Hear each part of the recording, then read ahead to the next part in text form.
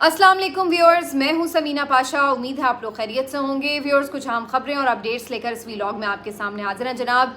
खबरें तो supreme court of Pakistan से आनी हैं बड़ी बड़ी, लेकिन साथ ही साथ इस्लामाबाद हाई कोर्ट भी कहीं पीछे नहीं है। आज बड़ी ज़बरदस्त खबरें इस्लामाबाद हाई कोर्ट से भी आई हैं, जहां पर PMLN को काफ़ी झटके महसूस हुए हैं और जिस बात से वो बहुत खौफजदा हैं कि हल्के ना खुलें, फॉर्म 45 सामने ना लाने पड़ें, बज़ाहिर लगता है कि फिर बार बार उन्हें उसी तरफ जाना पड़ता है। मैं ये क्यों कह रही हूँ अभी तफसील आपको बताती हूँ। और साथ ही साथ अली अमीन गंडापुर साहब की आज इमरान खान साहब से एक अहम मुलाकात हुई है और ऑपरेशन अज़्म इस्तेहकाम के हवाले से एक वाज़े मौक़िफ़ के साथ अब फाइनली पाकिस्तान तहरीक इंसाफ सामने आ चुकी है।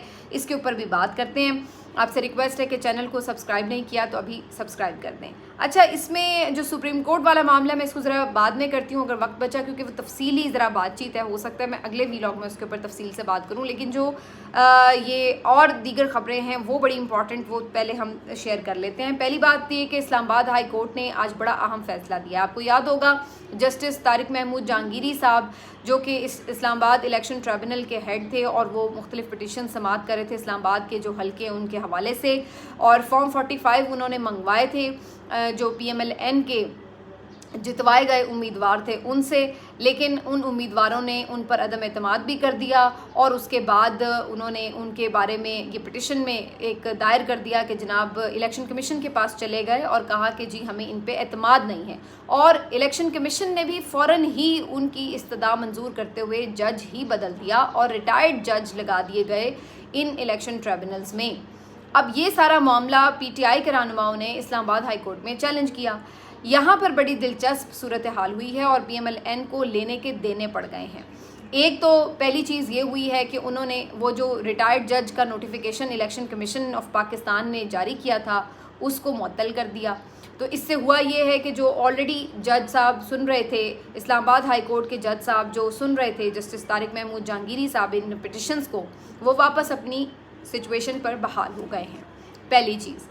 दूसरा, आज चीफ जस्टिस आमिर फ़ारूक साहब खिलाफ़े तवक्को कुछ अलग ही परफॉर्म कर रहे थे और उन्होंने जनाब आज एक तो PMLN के जो अंजुम अकील ख़ान साहब हैं MNA, उनको बुलाया और कहा कि जी ज़रा बताएं, आपने मेरे जज के ऊपर काफ़ी संगीन इल्ज़ामात लगाए हैं, तो इसके ऊपर आप क्या कहते हैं, क्यों आपने ये अल्फाज इस्तेमाल किए और आपके पास क्या सबूत हैं, आपने ये लफ्ज़ नेपोटिज़म यूज़ किया, इसका क्या मतलब है। तो वो कहने लगे जी मुझे तो इसका मतलब नहीं पता, ये लीगल लैंग्वेज है। उन्होंने कहा ये लीगल लैंग्वेज नहीं है, ये तो सादा अंग्रेज़ी है। नेपोटिज़म का मतलब तो अकरबा परवरी होता है कि जी आप मेरिट को नज़रअंदाज करके किसी को नवाज रहे हैं इसलिए कि कोई आपका रिश्तेदार है, दोस्त है, कोई जान पहचान है, इस वजह से। तो ज़रा आप बताइए कि जस्टिस तारिक महमूद जहांगीरी साहब किस मौके के ऊपर आपको लगा कि वो कोई नेपोटिज़म कर रहे हैं या कोई अकरबा परवरी कर रहे हैं। तो आगे से अंजुम अकील ख़ान साहब सॉरी ये अच्छा जी नहीं, मेरा ये मतलब नहीं, आएँ बाएँ शाएँ और ये सब।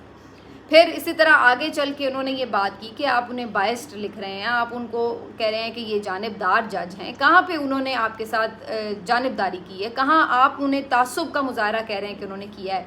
मुझे बताएं आपने कैसे महसूस किया कि उन्होंने तासुब का मुजाहरा किया, किस बात के ऊपर आपको ऐसा लगा कि वो मुतासिब जज है। तो इस पर भी उनके पास कोई जवाब नहीं था। सॉरी मेरा मतलब ये नहीं था। अच्छा, वो वकील बता देते ना, उनका वकील ने आपके ही कहने पे पिटिशन बताई होगी ना, जारी की होगी, तो आप बताएं ना आपको किस बात पे ये महसूस हुआ, पहले आप तो जवाब दें। और जब उनके पास फिर कोई जवाब नहीं था तो उसके बाद जस्टिस साहब ने उनको एक तो तौहीन अदालत का शो कॉज नोटिस भी जारी किया कि जनाब आपने एक जज की जो है वो तस्दीक की है इस तरह से उस पर इल्ज़ामात आयद करके, तो उसका ज़रा जवाब दें। और दूसरा, इस पर एक अहम सवाल आ जाता है कि फिर वही बात जो हम बार बार करते हैं कि ये selection commission of Noon league है, बेसिकली ये किस तरह मिल मिला के खेलते हैं। अब यही सवाल क्या इलेक्शन कमीशन ऑफ पाकिस्तान को नून लीगी उम्मीदवारों से नहीं पूछने चाहिए थे, जो आज चीफ जस्टिस आमिर फ़ारूक साहब ने पूछे हैं कि किस बात पर भैया आपको लग रहा है कि जहांगीरी साहब आपके साथ कोई ज़्यादती कर रहे हैं या कोई खिलाफ कानून काम कर रहे हैं, किस बात पे आपको महसूस हुआ कि वो मुतासिब हैं। इलेक्शन कमीशन ने उनसे कोई सवाल नहीं किया, वो पिटिशन लेके गए कि जी हमें ये जज पसंद नहीं, और इलेक्शन कमीशन ने फ़ौरन ही उस जज को हटाया और उसकी जगह एक रिटायर्ड जज अपनी तरफ से इलेक्शन ट्रिब्यूनल का जज तैनात कर दिया। तो ये इलेक्शन कमीशन और नून लीग की एक और मिली भगत का बड़ा वाज़ेह सबूत है कि इतनी सी बात इलेक्शन कमीशन ने क्यों नहीं उनसे पूछी कि क्या तकलीफ़ है भैया आपको इस जज से। ये है बुनियादी तौर पर मसला। यही चीज़ मैं आगे चल के अभी सुप्रीम कोर्ट पे जब बात करेंगे तो सामने इसको ज़रा और वाज़े तरीके से बयान करूँगी कि हमारे मुल्क का मसला ये है कि सबको नाइंसाफ़ी साफ़ होती नज़र आ रही हो, लेकिन हम पेचीदगियों में पढ़ना चाहें तो वो हमारी चॉइस है। लेकिन अगर हम आँखों से देखना चाहें तो हमें सब नज़र आ रहा होता है कि क्या हो रहा है, और उसको हम सही करना चाहें तो वो 1 मिनट का काम होता है, वो सही भी हो सकता है। लेकिन अगर हम ना करना चाहें क्योंकि हम खुद कहीं ना कहीं कॉम्प्रोमाइज़्ड हों, कहीं ना कहीं हम खुद मफादात का सौदा करके बैठे हों, तो फिर हम क्यों इंसाफ देना चाहेंगे? इतनी सी बात होती है। तो इलेक्शन कमीशन भी अगर ख़ुद इस सारी वारदात में जो 8 फरवरी को हुई उसमें मुलविस ना होता, उसका सहूलतकार ना होता, तो फिर आज ये सवाल ही ना उठ रहे होते ना, फिर तो इलेक्शन ही साफ शफाफ हुआ होता। लेकिन चूंकि इलेक्शन कमीशन खुद पूरी वारदात में मुलविस रहा, शुरू से आखिर तक मुलविस रहा, जिसमें हर मौके के ऊपर उसने जिस हद तक हो सकता था कि पीटीआई को एलिमिनेट करना था वो उसमें पूरा शामिल था, तो वो कैसे अब जब ये धांधली के छुपाने की कोशिशें हो रही हैं, इनके ऊपर पर्दा डाले रखने की कोशिशें हो रही हैं, तो वहाँ पर वो कैसे ख़ुद को भी एक्सपोज करे और कैसे अपने प्यारों को भी एक्सपोज होने देगा? तो इलेक्शन कमीशन तो पूरी पार्टी है उनके साथ। तो यही वजह है कि उसने एक जुम्बिश कलम के साथ PMLN के उम्मीदवारों को रिलीफ दिया, और एक सिटिंग जज की ये तौहीन है बेसिकली कि आप उसके ऊपर इस तरह के इल्ज़ाम आयद करके उसको अपनी मर्ज़ी से रिमूव कर रहे हैं। तो आज ये एक ज़बरदस्त फ़ैसला है। अब इसके बाद जस्टिस तारिक महमूद जहांगीरी वहीं से अपनी कार्रवाई का आगाज़ बढ़ा सकेंगे जहाँ पे वो चला रहे थे। उन्होंने फॉर्म 45 मंगवा रखे थे, बयान हल्फी मंगवा रखे थे। PMLN के जो तीनों उम्मीदवार इस्लामाबाद के हलकों से जितवाए गए हैं उनके लिए अब सीरियस प्रॉब्लम्स हैं, क्योंकि इस सूरत में अब उनको अगर अपने फॉर्म 45 लाने पड़ेंगे तो फिर सच तो सामने आ ही जाएगा, और वो सबको मालूम है पहले ही से। तो ये जी एक बड़ा ज़बरदस्त आज काम हुआ है। इसके साथ साथ अंजुम वकील साहब को तौहीन अदालत का नोटिस जो है वो अलहदा से वो भी भुगतना पड़ेगा, तो ये दूसरा एक ज़बरदस्त काम हुआ है। तीसरा जो आज एक और बड़ी खबर है लाहौर हाई कोर्ट से आई, वो जस्टिस मोहसिन अख्तर कियानी साहब की अदालत से आई, जहाँ पर लापता शहरी ख्वाजा खुर्शीद के हवाले से पता चल गया है कि वो कहाँ पर हैं। और पहली दफ़ा हमने ये देखा है कि वज़ारत दिफ़ा ने आकर ये रिपोर्ट सबमिट कराई है कि ये लापता शहरी ISI की तहवील में है। तो ये उन्होंने बताया है कि जी जासूसी का इल्ज़ाम था, तो ये बंदा जो है वो ISI के ही पास है। तो कम अज़ कम इतना तो हुआ पहली दफ़ा कि आकर ये रिपोर्ट भी जमा कराई गई है, और दूसरा ये एडमिट किया गया है कि हाँ जी बंदा हमारे पास है। तो इससे ये भी पता चलता है कि जब फिर पहले लोग लापता होते थे और लोग सवाल उठाते थे कि क्या खुफिया इदारों के पास हैं, तो बहुत से लोग कहते थे जी इल्ज़ाम क्यों लगा दिए जाते हैं खुफिया इदारों पे। तो अल्टीमेटली देख लें कि वही बात निकली। आज ISI ने खुद मान लिया कि जी वो बंदा उनके पास है। तो भाई आपके पास है, आप उसको किसी भी तफ्तीश की वजह से उठा के ले गए हैं, तो आपको कम अज़ कम उसको डिक्लेयर तो करना चाहिए। ये तो नहीं कि आप लापता रखें उसको और अपनी मर्ज़ी से उसके साथ जो भी करें। तो बहरहाल जी अब इस पे मोहसिन अख्तर कियानी साहब ने ये खुशाइंद से करार दिया कि कम अज़ कम बंदे का पता लग गया, मुतल्लिका फ़ोरम से रुजू किया जाए। तीसरा जो एक अहम मामला आज इस्लामाबाद हाई कोर्ट में डिस्कस हुआ वो अरशद शरीफ कत्ल केस है।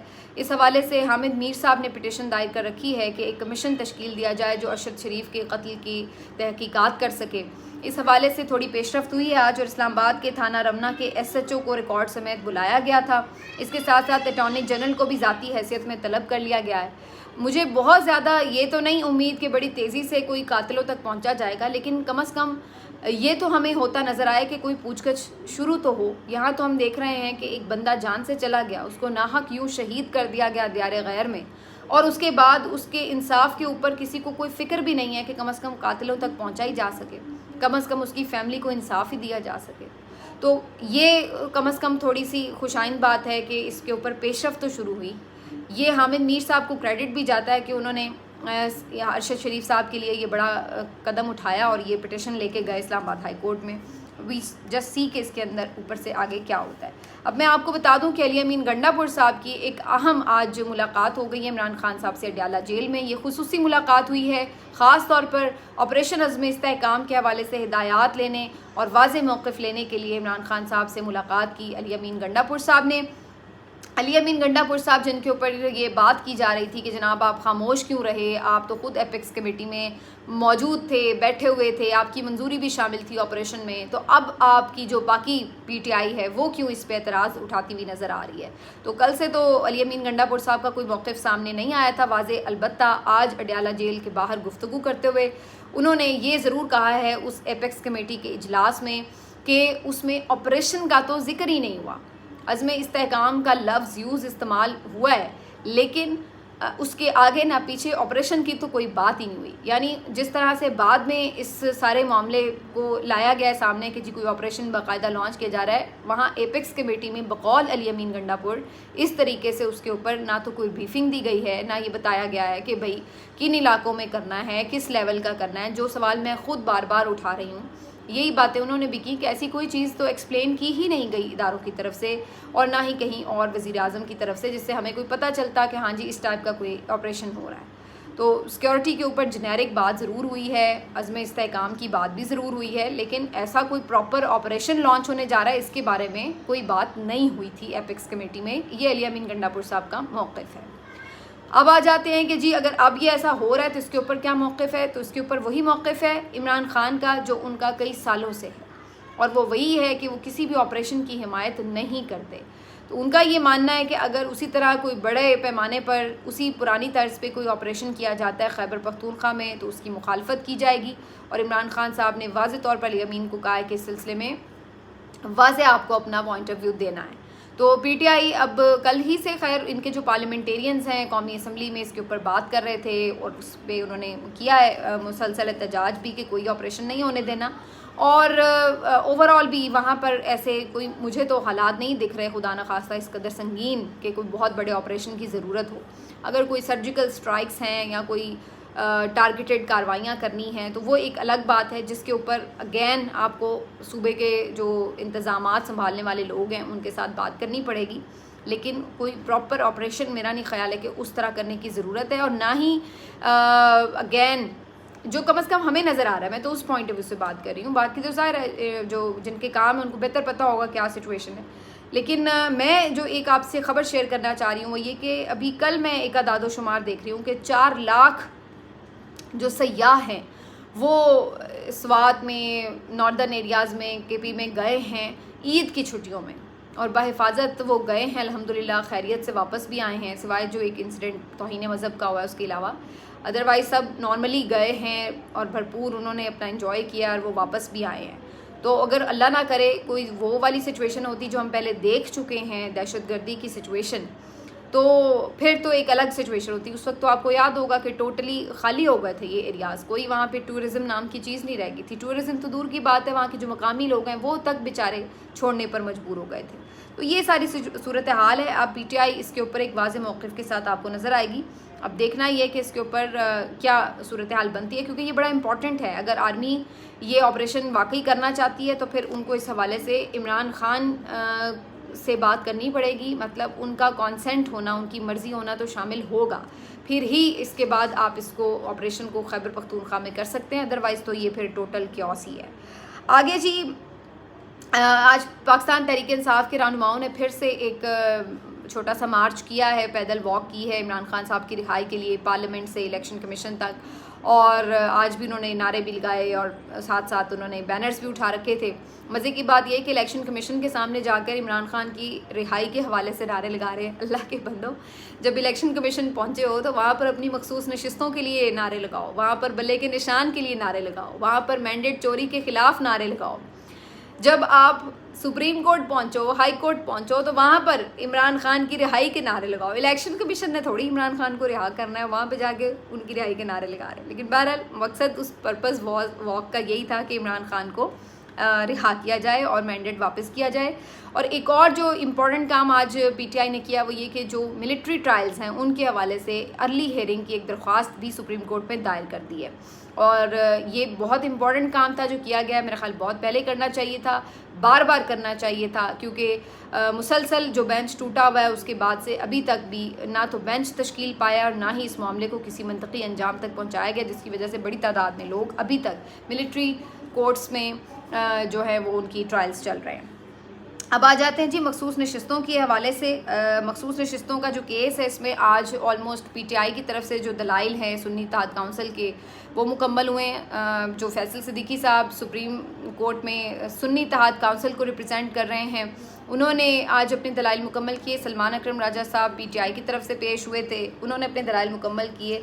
अब आगे ज़ाहिर है अभी इलेक्शन कमीशन की तरफ से भी वकला ने पेश होना है। जो दीगर सियासी जमातें जिनको ये बांटी गई थी नशिस्तें, उनकी तरफ से भी वकला आएंगे। तो अभी इसकी मज़ीद 2-3 समातें नज़र आ रही हैं बज़ाहिर। लेकिन आज की अगर समात की मैं बात करूँ तो मैं अजीब सी एक कश्मकश में मुब्तला हूँ। यानी ये मुल्क एक ऐसा मुल्क है कि जहाँ पर आप के सामने ज़्यादती हो रही है, नाइंसाफ़ी हो रही है, लेकिन हम विक्टिम ब्लेमिंग में मसरूफ़ हैं। और ये कोई आम मीडिया या आम लोग विक्टिम ब्लेमिंग नहीं कर रहे, वो तो चलें करें तो उनकी समझ में भी आता है। ख़ुद जजेस बैठ के अगर विक्टिम ब्लेमिंग शुरू कर दें कि आपने ये किया, आपने वो क्यों नहीं किया, उस वक्त आपके वकील अच्छे नहीं हैं, आप उस वक्त वो पिटिशन लेके आ जाते, आपने ये क्यों नहीं किया, तो फिर एक अजीब सी सूरत हाल है कि भाई सारा मसला आपने ख़ुद क्रिएट किया जब आपने बल्ले का निशान छीन लिया। और उसके बाद आप अब ये उसे कह रहे हैं कि तुम ये उस वक्त क्यों नहीं कर बैठे, तुमने उस वक्त फ़लाँ जमात क्यों नहीं ज्वाइन कर ली, तुमने अच्छा वकील क्यों नहीं कर लिया, तुम चैम्बर में क्यों नहीं आए, तुमने इलेक्शन कमीशन से ये बात क्यों नहीं कर ली, और इसके पीछे क्या वजह थी। हर बात की वजह है, हर चीज़ का एक रीज़न सामने नज़र आ रहा है। अगर कोई देखना ना चाहे तो उसे पहाड़ भी नज़र नहीं आता, और अगर कोई देखना चाहे तो उसको एक बाल भी नज़र आ जाता है। तो जब आप इंसाफ पर मबनी फ़ैसला करना चाहें तो आपको कोई रोक टोक नहीं है इस बात में कि आपके पास सबूत है या नहीं है या क्या है। आपको सामने नज़र आ रहा है कि आप ही के फ़ैसले की वजह से सारी कन्फ्यूजन क्रिएट हुई है, तो आप उसके ऊपर फ़ैसला करें, बजाय इसके कि आप ये बताने बैठे हुए हैं कि सारी गलती आप ही की है, जो कि ख़ुद मुतासरा फ़रीक है, जो लेके गया है अपनी पिटिशन के जनाब मेरे साथ ज़्यादती हो रही है, तो उसको कह रहे हैं कि तुम्हारे साथ ठीक ज़्यादती हो रही है। जो भी हो रही है, ज़्यादती तो तुम्हारे साथ हो रही है, ये हम मानते हैं, लेकिन हो ठीक रही है। ये है सुप्रीम कोर्ट का लुबे लुबाब। मैं इसके ऊपर तफसील से आपको अगले वीलॉग में बताती हूँ। अपना ख्याल रखिए। अल्लाह हाफ़िज़।